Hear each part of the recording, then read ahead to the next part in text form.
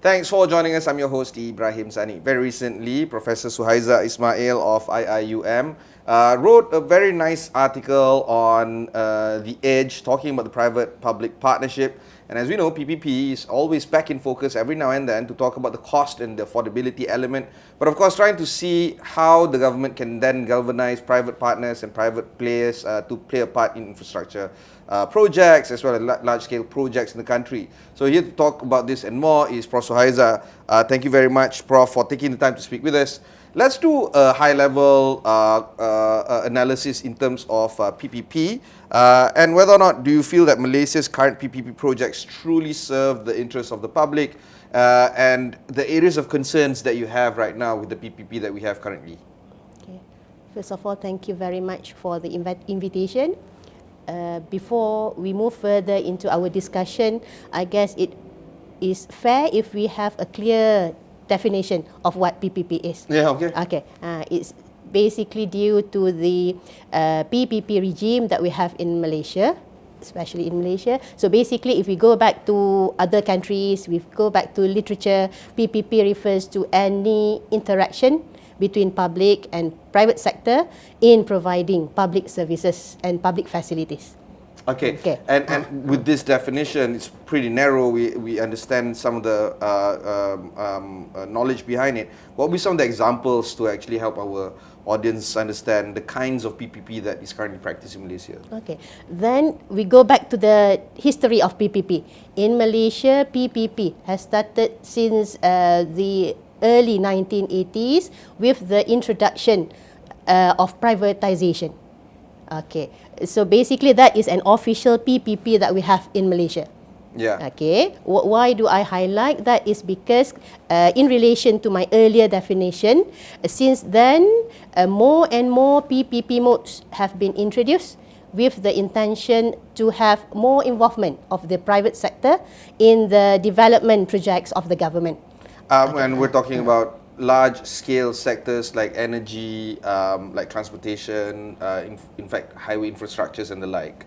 Exactly. And so now that we've seen this is the pathway, there has been a bit of a slowdown in terms of public initiatives getting PPP involvement since the last decade.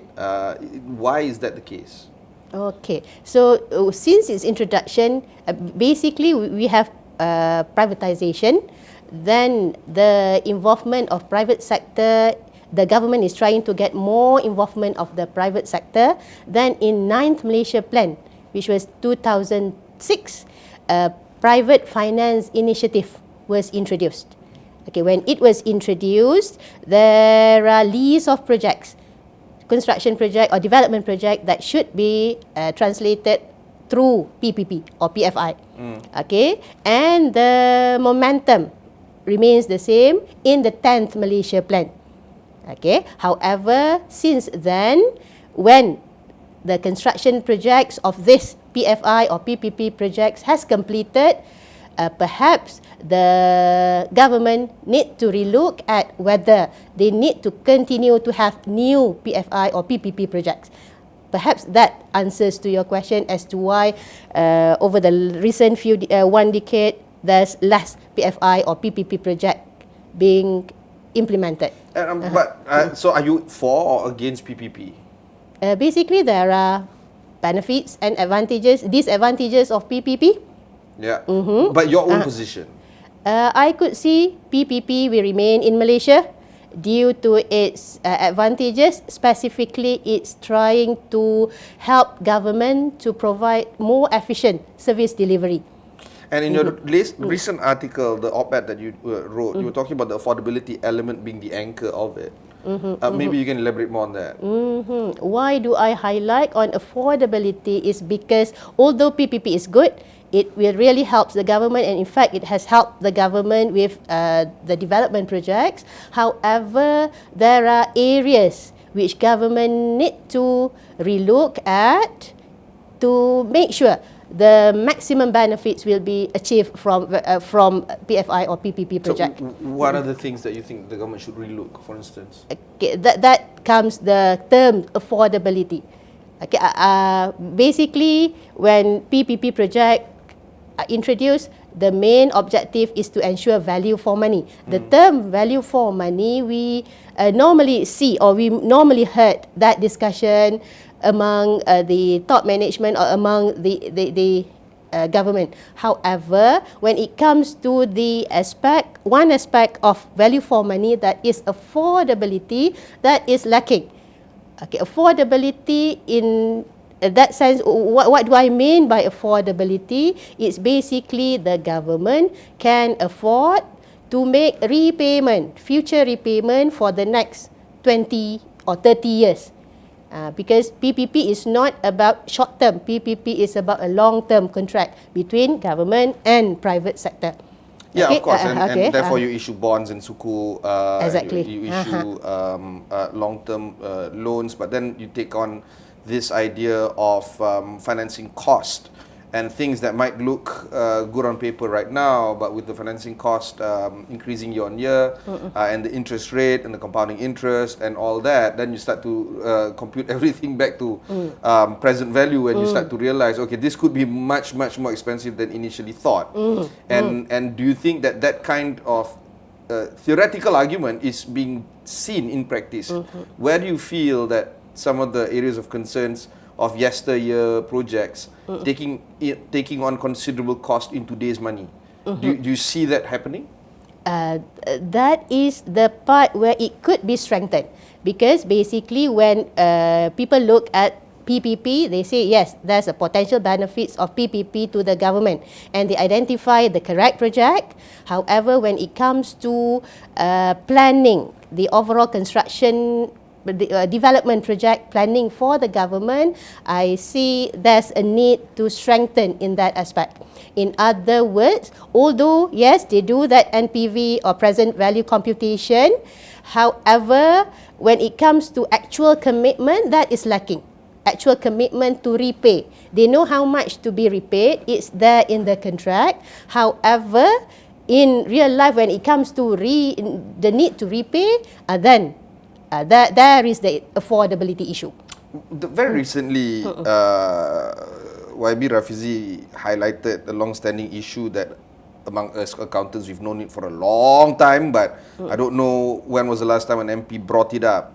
Cash accounting versus accrual accounting for fiscal management. The accounting bill amendment has been sitting at the Parliament desk for years now. I remember it being initially tabled in 2021, I think 2022, no news yet. Then, and of course, other pressing matters superseded. The issue has always been on overstating our income and understating our liabilities in let's say, fiscal period of, say, 5 to 10 years. Does that concern you? I would say yes, especially with PPP, because PPP is about long-term involvement. So we cannot solely look at it at yearly basis. We have to look at a long-term period, and basically accrual accounting gonna taking care of this. But we already have a document. It's currently we're in the 13th Malaysia Plan. We can always factor this in, but how can we if we do cash accounting? This is my thinking right now. Do you think that there would be a pressing need for the government to adopt what most markets are currently doing right now? Markets like New Zealand or Australia or many more that have already adopted accrual accounting for fiscal policy. As you said, accrual accounting agenda for the government has started years ago, but it's yet to be made effective. Okay, so put aside that as to whether the government need to urgently implement accrual accounting, but looking at the forecasting of cash flows for PPP, okay, there are other mechanisms that can be used in order to capture the government commitment, the future government commitment over the next 20 or 30 years. And this is, of course, current liabilities, but there's also contingent liabilities. Exactly.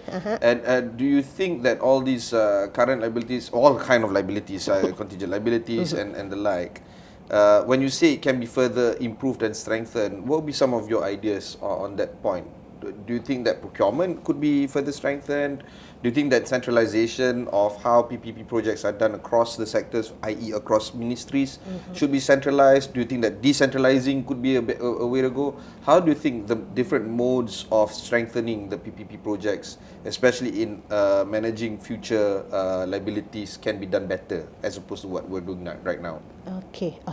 Good. Basically, there are a few things. Number one, I could see it's about strengthening at the planning stage. Okay, to look at the commitment of the government for the overall projects, not to look from the perspective of one project at a time. Then the government can have a look or can see what is the total commitment for PPP over the next many years. Okay, so that is one. Number two, what I could see is try to avoid politically driven changes. In other words, it means that if they need to make an ad hoc changes to the current PPP contract due to the political reason, because we have seen that for a few projects, and that is really lead to the issues of unaffordability, because whenever there are renegotiation of the PPP contract, that inflate the cost of the project, and as a result, affordability issue comes in. And third, what I could see is with PPP, the spirit is about encouraging more and more involvement of the private sector, and we need to encourage a competition between private sector companies. Therefore, what is the most important is to have less, or to try not to have direct negotiation of PPP projects. That really important, because based on the from research, quite a number of projects of the previous 9th Malaysia Plan, 10th Malaysia Plan projects that are carried out through direct negotiation. Therefore, they have missed the fundamental characteristics of PPP, where competition or competitiveness between private sector companies is the crucial component. So, my point is, try to emphasize on tendering and reduce or try to avoid direct negotiation. Because we want competition, and therefore only the best players could perhaps get the market. What about bite size and breaking up these projects into various components? Therefore, a lot more modules and packages can be then tried out to different players. Is that an idea that you can think of as being improving the system right now? Or do you think that a mega scale project, it's best to be done by one entity through the correct measures, i.e. Strong tender process, open tender process, best value for money? Do you think that that would be the option as well? What would be the thinking between these smaller packets versus one big contract goes to the best of the best? Okay. There's no direct answer to that, because when it comes to open tender, there are few evaluation process. Okay, basically those evaluation process are to ensure value for money. So one of the evaluation process is to look at or to assess the credibility of the companies. And with PPP, because it's about designing, it's about constructing, and it's about maintaining the facilities. Therefore, surely it will involve few experts or few players in these various sectors. Yeah. Therefore, surely we can have few companies to work together as special purpose vehicle, and the key player or the head of this SPV that we call special purpose vehicle, consortium, is a big company or an established company. But under the SPV, you can have a small player who is an expert, say, in financial management, in facilities management. Yeah, it's feasible. Let's talk about your expert opinion and expert knowledge in this. You did your doctorate in private finance initiative. You've seen how it's being done in other markets, and to not be myopic about how it's done in Malaysia, what would be some of the comparative lessons that you can share with us from other markets and other countries that are doing this well? Okay. So when we are seeing other countries that are doing PPP well, one of our reference point could be United Kingdom. Surely that was in the early stage of their PPP, because since 2018... This is under Thatcherism, I suppose. Exactly, and it was continued by Labour. Because under Blair, yeah. Yeah, exactly.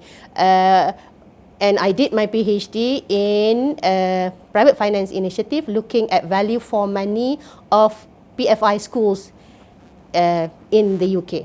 Okay, so one point which I would like to highlight is on the transparency of UK government in terms of disclosing the relevant information to the public, because I was able to complete the assessment or the evaluation of affordability as well as value for money. One is using the questionnaire survey. That is fine, it's about perception, but I also need to look at the document, and those documents are made available publicly.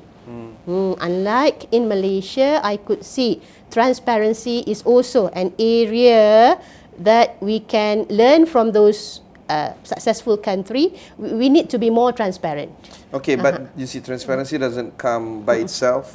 It is demanded by the public. It is pushed, and having that strong political will, then you have that. And under Margaret Thatcher's government, that public push was actually quite apparent, to a point where both sides of the political aisle wanted better transparency for this to happen. Do you think that those kind of issues need to be propagated more by our political parties here, so that the political will is then created for any government, not just the unity government that we have right now, but any government, to actually be more transparent, because that is exactly what is needed for us to get value for money out of the PPP projects? Yeah, I would say yes, because transparency is one of the requirements of value for money. And when we talk about PPP, it's about projects for the benefit of the public. Yeah, therefore to be transparent about the key information about PPP project is important. Government, the public need to know about the project. Okay, so they would want to know how the implementation of the project and what basically the benefits that they get from the project. So I would say if in Malaysia we could enhance on the transparency, it would be very good. It is in the spirit of improving value for money that we achieve from the project. It is also a tool for government to gain public trust and to gain public confidence in private-public partnerships, no? Exactly. And much of the lack of confidence or distrust comes from the opaqueness of how transactions are being done. Do you think that this administration that we have right now is appealing to this kind of transparency that is needed, and the reduction of the opaqueness of tender process to allow for the public to understand a little bit better in terms of the various PPP that we have right now, or soon to have?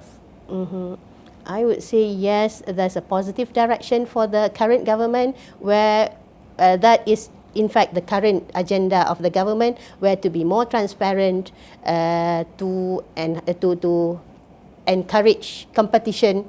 I guess that's the current direction, and we could see that the only thing is it's about the implementation. When we look at the government leaders' announcement, basically we are into that. The government is into that. But we as researchers, because we are working on the ground, we are yet to see it is being materialized.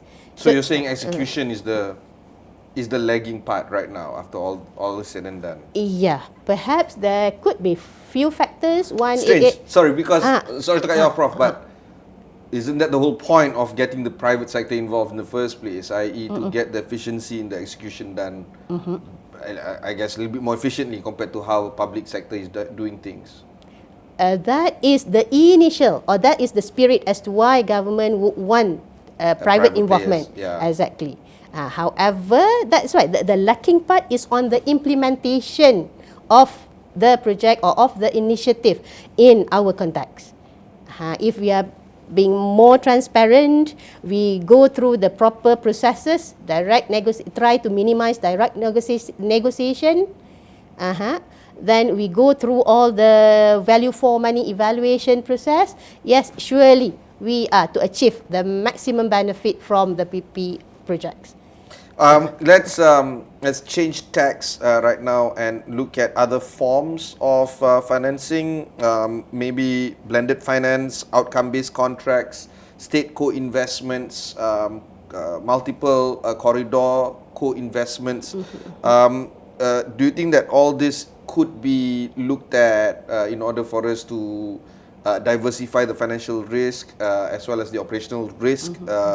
Say, for instance, what do you call this? The execution part that might be lacking, for instance.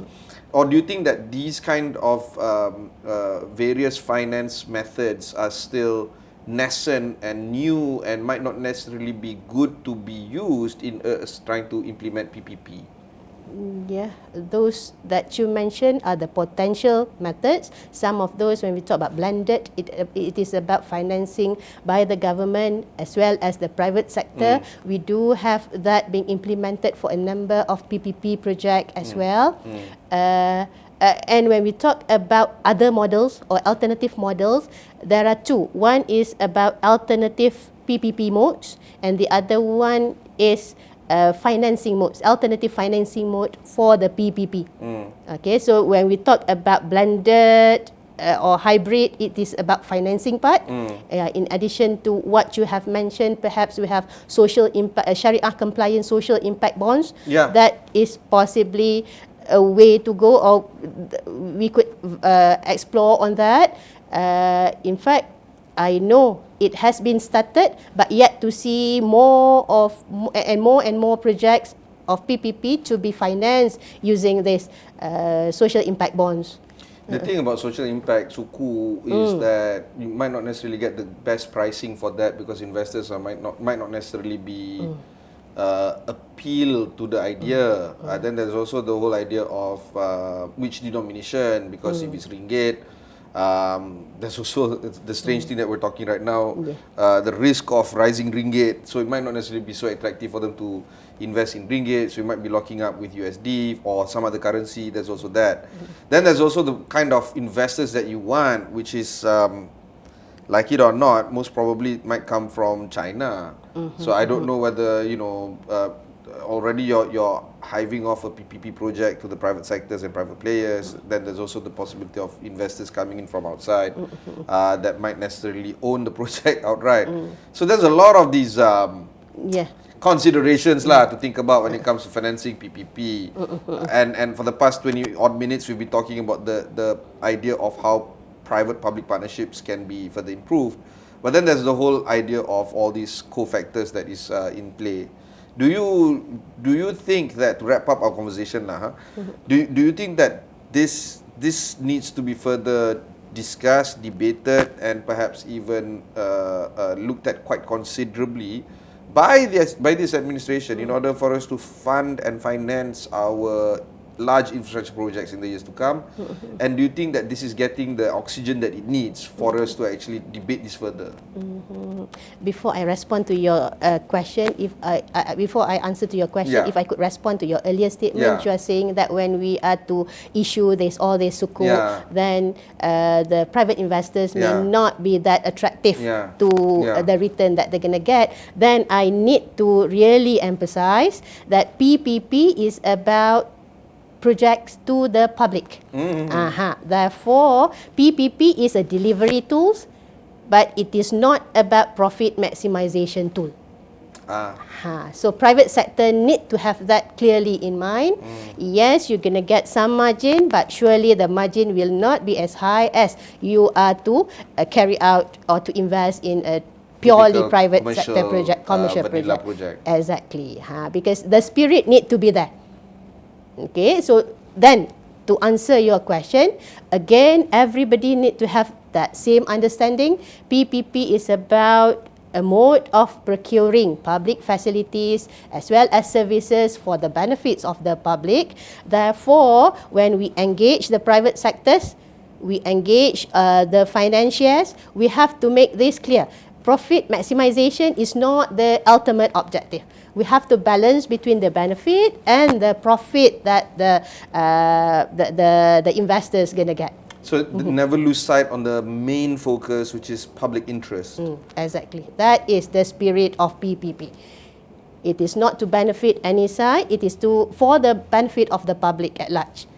Okay, and for the public to benefit from PPP project, the government need to consider, if we are referring to projects where users need to pay. Yeah. Okay, so in Toll, determining for instance, toll roads. Exactly. For instance, yeah. So in determining the charges, again, the same principle need to be believed by all parties. It is to make sure that the charges is affordable to the public, because we are talking about using this mechanism, that is PPP, to deliver public goods. That is for the benefit of the society. Final comment, Prof, for this conversation? I would say PPP remains relevant in the Malaysian context for the development projects. However, the governance side of PPP need to be strengthened. So we have discussed throughout. One is about the planning, the early stage planning. Number two, it is about to have the proper evaluation through tendering instead of direct negotiation. And number three is about monitoring. PPP does not stop until when construction finishes. But we need to consider lifetime to of monitor, the project, the remaining 20, 30 years of the project. Then value for money from PPP will be materialized. Thank you very much. That was Professor Dr. Suhaiza Ismail, Professor of Accounting at Department of Accounting of the Kulliyyah of Economic Sciences. My alma mater, I'm very proud to announce that, at the International Islamic University in Malaysia. If you've missed out any part of this interview or any interviews like this, just head on to astro.com and find out more there. Until then, thanks very much for watching and goodbye. Thank you, Prof. Thank you.